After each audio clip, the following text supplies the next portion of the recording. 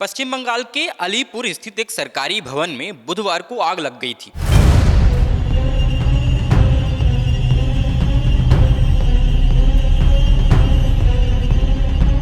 और उस आग में करीब 4000 इलेक्ट्रॉनिक वोटिंग मशीनें यानी ईवीएम जलकर राख हो गई।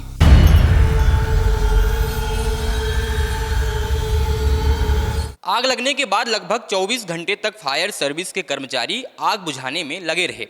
शुभेंदु अधिकारी सरकार में मंत्री कौशिक चौधरी ने हादसे पर शक जताते हुए कहा कि अलीपुर के एक सरकारी इमारत में लगी आग में करीब 4000 ईवीएम जलकर खाक हो गई। इस पूरे घटनाक्रम के बाद एक एफआईआर दर्ज की गई और पुलिस इस पूरे मामले की जांच में लगी हुई है। जो ईवीएम जलकर राख हुई है उनका इस्तेमाल राज्य में इसी साल हुए विधानसभा चुनावों के दौरान 10 निर्वाचन क्षेत्रों में किया गया था। इस पूरे घटनाक्रम के बाद कई नेताओं और पार्टियों के साथ यूजर्स की प्रतिक्रियाएं भी सामने आने लगी। केंद्रीय मंत्री सुकांत मजूमदार ने कहा कि तोड़फोड़ की आशंका को नकारा नहीं जा सकता। भारतीय जनता पार्टी के नेता राकेश सिंह ने आरोप लगाया कि एक सुनियोजित घटना थी। इस बीच हालांकि उन्होंने अपने दावे के समर्थन में कोई भी सबूत सार्वजनिक नहीं किया है। कौशिक चौधरी ने घटनास्थल का दौरा करने के बाद कहा, यह आग सामान्य नहीं लगती और मामले में साजिश की संभावना से भी इनकार नहीं किया जा सकता। अभी यह साफ नहीं है कि आग 9वीं और 10वीं मंजिल तक कैसे पहुंची।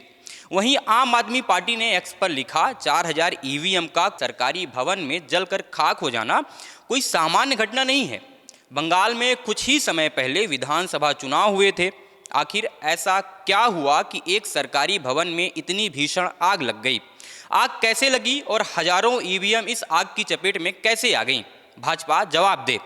फिर एक यूजर ने भी लिखा, ना रहेगा बांस ना बजेगी बांसुरी। कोलकाता में सरकारी बिल्डिंग में रखा हुआ 4000 ईवीएम जलकर खाक हो गया। कांग्रेस नेता पवन खेड़ा ने भी अपनी प्रतिक्रिया देते हुए लिखा कि हाल ही में पश्चिम बंगाल के चुनावों में 4000 ईवीएम का इस्तेमाल हुआ था।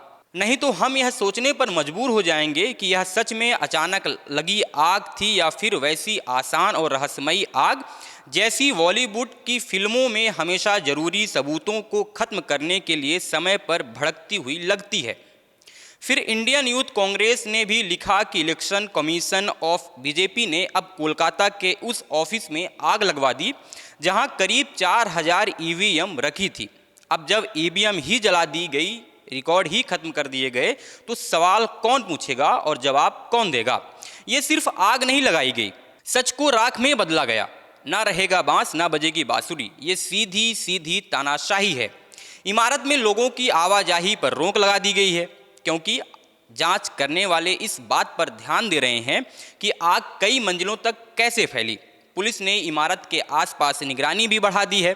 साथ ही जांच करने वाले ये कोशिश कर रहे हैं कि आग बिजली की खराबी या किसी और वजह से ही लगी है।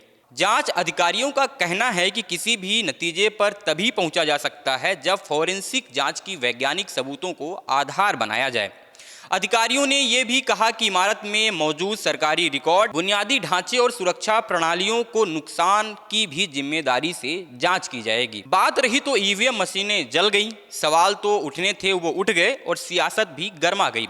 लेकिन अब देखना होगा कि रिपोर्ट में इस आग की असली कहानी क्या आती है। वो आने वाले समय में ही पता चल जाएगा। अभी के लिए इतना ही। आप देखते रहिए द प्रेस हिंदी।